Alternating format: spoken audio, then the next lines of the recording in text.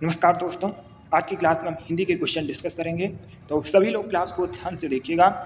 ये daily class होती है स्पेशल हिंदी की, तो आप लोग डेली क्लास को ज्वाइन कीजिए एंड क्लास के अंत में अपना स्कोर जरूर बताना कि आपके कितने क्वेश्चन सही हुए।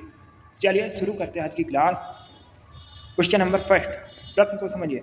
अंधे की लकड़ी मुहावरे का सही अर्थ क्या होता है? एक मुहावरा दिया गया है, अंधे की लकड़ी। इस मुहावरे का सही अर्थ क्या होता है? बहुत कमजोर होना, एक मात्र सहारा, बिल्कुल दिखाई ना देना, या फिर ऑप्शन नंबर डी है लकड़ी के सहारे चलना। तो सही उत्तर ऑप्शन नंबर बी होगा, एक मात्र सहारा। बी करेक्ट आंसर होगा। अंधे की लकड़ी मुहावरे का सही अर्थ होता है एक मात्र सहारा। बहुत अच्छे। अगला क्वेश्चन देखते हैं।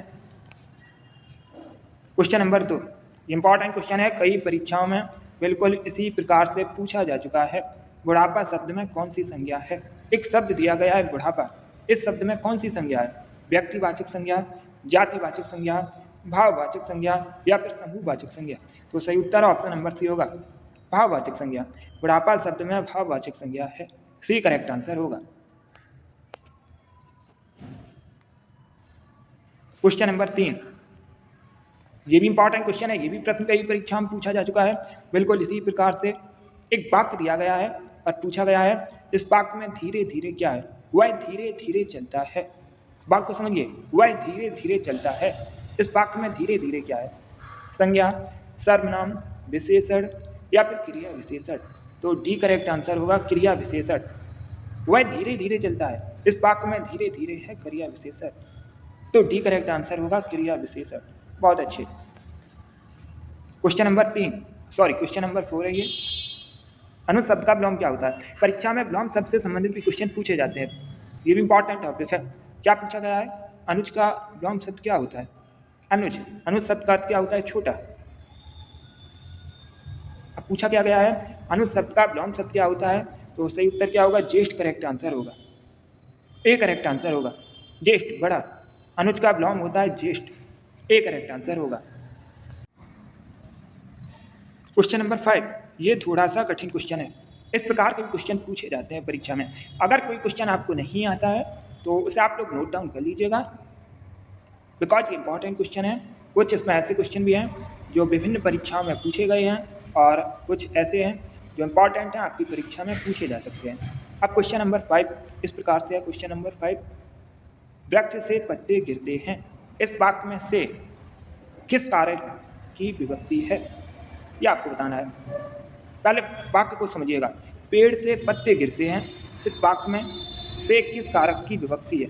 तो सही उत्तर ऑप्शन नंबर सी होगा, अपादान कारक, सी करेक्ट आंसर होगा। ये तो प्रश्न कई परीक्षाओं में बिल्कुल इसी प्रकार से पूछा जा चुका है, बिल्कुल इसी प्रकार से पूछा जा चुका है ये प्रश्न कई परीक्षा में। इसको भी आप लोग देख लीजिए, बहुत अच्छे। क्वेश्चन नंबर 6, लंबोदर शब्द में कौन सा समास है? लंबोदर गणित जी का पर्यायवाची शब्द है, गणित का पर्यायवाची शब्द है लंबोदर। क्या पूछा गया है? लंबोदर में कौन सा समास है? तत्पुरुष समास, द्विगु समास, बहुब्रीहि समास, या फिर कर्मधारय समास? तो सही उत्तर ऑप्शन नंबर सी होगा, बहुब्रीहि समास करेक्ट आंसर होगा। लंबोदर शब्द में बहुब्रीहि समास है, option number C correct answer होगा, बहुब्रीहि। क्वेश्चन नंबर 7, शुद्ध वर्तनी से संबंधित क्वेश्चन है। परीक्षा में शुद्ध वर्तनी से संबंधित क्वेश्चन भी पूछे जाते हैं। अब पूछा गया है, 4 ऑप्शन दिए गए हैं और पूछा गया है आशीर्वाद शुद्ध तरीके से कैसे लिखा जाएगा? उस विकल्प का आप लोग चयन कीजिए कि शुद्ध कौन सा है आशीर्वाद, शुद्ध वर्तनी कौन सी है आशीर्वाद की। बहुत अच्छे। तो बी करेक्ट आंसर होगा, इस प्रकार से शुद्ध लिखा जाता है आशीर्वाद, option number B correct answer होगा। क्लास खत्म होने के बाद अपना स्कोर जरूर बताना कि आपके कितने क्वेश्चन सही हुए। क्वेश्चन नंबर 8, अब क्या पूछा गया है? प्रश्न को समझिएगा। अग्नि शब्द का तद्भव क्या होता है? अग्नि किस प्रकार का शब्द है? एक तो यही क्वेश्चन पूछा जाता है, तो आप लोग याद रखिएगा, अग्नि एक तत्सम शब्द है।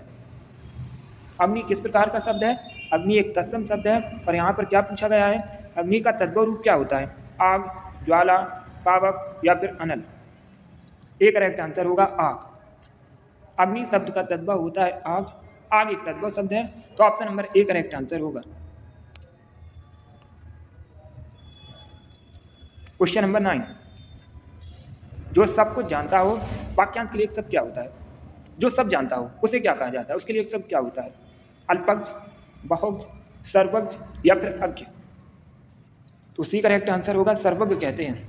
जो सब कुछ जानता हो उसके लिए एक शब्द होता है सर्वज्ञ। सी करेक्ट आंसर होगा सर्वज्ञ। क्वेश्चन नंबर 10 संधि विच्छेद से संबंधित क्वेश्चन है और परीक्षा में संधि विच्छेद से संबंधित क्वेश्चन पूछे जाते हैं। ये भी इंपॉर्टेंट टॉपिक है। अब देखिए क्वेश्चन को समझिएगा। क्या पूछा गया है? पवन शब्द का सही संधि विच्छेद क्या होगा? एक शब्द आपको दिया गया है पवन। क्या शब्द दिया गया है? पवन शब्द दिया गया है और पूछा गया है पवन शब्द का संधि विच्छेद क्या होता है? इसका सही उत्तर क्या होगा? सी करेक्ट आंसर होगा प धन अन। पवन शब्द का संधि विच्छेद होता है प धन अन। तो सी करेक्ट आंसर होगा। बहुत अच्छे। क्वेश्चन नंबर 11 उत्थान शब्द का सही विलोम क्या होता है? उत्थान शब्द का विलोम क्या होता है? बहुत अच्छे। ए करेक्ट आंसर होगा पतन करेक्ट आंसर होगा। उत्थान का विलोम शब्द होता है पतन। तो option number A correct answer होगा पतन। क्वेश्चन नंबर 12 फिर से एक मुहावरा दिया गया है, पूछा है इस मुहावरे का सही अर्थ क्या होगा? नाक में दम करना मुहावरे का सही अर्थ क्या होता है? परीक्षा में मुहावरे से संबंधित भी क्वेश्चन पूछे जाते हैं। मुहावरे और लोकोक्तियाँ इनसे संबंधित क्वेश्चन भी पूछते हैं परीक्षा में। तो ये भी इंपॉर्टेंट टॉपिक है। क्या पूछा गया? मुहावरा दिया गया आपको, नाक में दम करना मुहावरे का सही अर्थ क्या होता है? सांस ना लेना, बहुत परेशान करना, जुकाम होना या फिर ऑप्शन नंबर ये नाक साफ करना। तो बी करेक्ट आंसर होगा बहुत परेशान करना। नाक में दम करना मुहावरे का सही अर्थ होता है बहुत परेशान करना। क्वेश्चन नंबर 13 सूर्य शब्द का पर्यायवाची शब्द निम्न में से कौन नहीं है?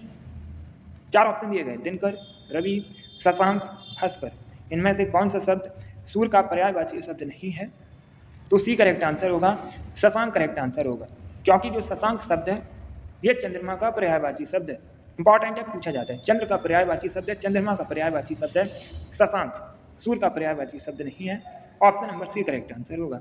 बाकी दिनकर, रवि, भास्कर ये तीनों सूर्य के पर्यायवाची शब्द हैं, इनको भी याद रखिएगा। इस प्रकार से क्वेश्चन आपसे पूछ सकते हैं दिनकर किसका पर्यायवाची शब्द है, रवि किसका पर्यायवाची शब्द है, भास्कर किसका पर्यायवाची शब्द है। तो आपको याद रखिएगा ये सभी सूर्य के पर्यायवाची शब्द हैं, जबकि शशांक चंद्रमा का पर्यायवाची शब्द है, चंद्र का पर्यायवाची शब्द है। तो सी करेक्ट आंसर होगा। क्वेश्चन नंबर 14 स्वागत शब्द में कौन सी संधि है? क्या पूछा गया? स्वागत शब्द में कौन सी संधि है? बहुत अच्छे।